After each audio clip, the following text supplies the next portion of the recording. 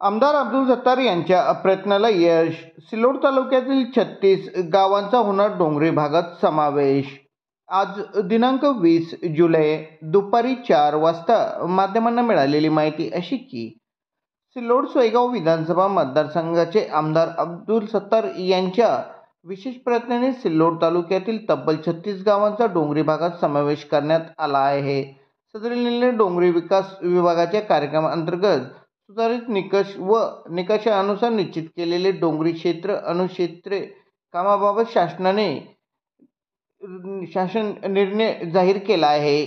डोंगरी भागाच्या विशेष विकासासाठी मिळणारा विकास निधीचा यात समावेश करण्यात आलेला आहे. गावांमध्ये विविध विकास व विशेष निधी उपलब्ध होणार असून या गावांच्या विकासाला अधिक गती मोठी चालना मिळणार आहे. आमदार अब्दुल सत्तार यांनी मतदारसंघाच्या विकासासाठी झंझावात उभा केला होता. सिल्लोड सोयगाव शहरासह ग्रामीण भागातील मोठ्या प्रमाणात मूलभूत व पायाभूत सुविधा उपलब्ध व्हावे यासाठी प्राधान्य करण्यात येत आहे. असताना डोंगरी भागात असूनही तालुक्यातील अनेक गावांना सदरील गावांचा विकास व्हावा यासाठी डोंगरी गावांच्या भागांमध्ये समावेश करण्यात यावा. आमदार अब्दुल सत्तार यांनी शासनाकडे पाठपुरावा केला होता.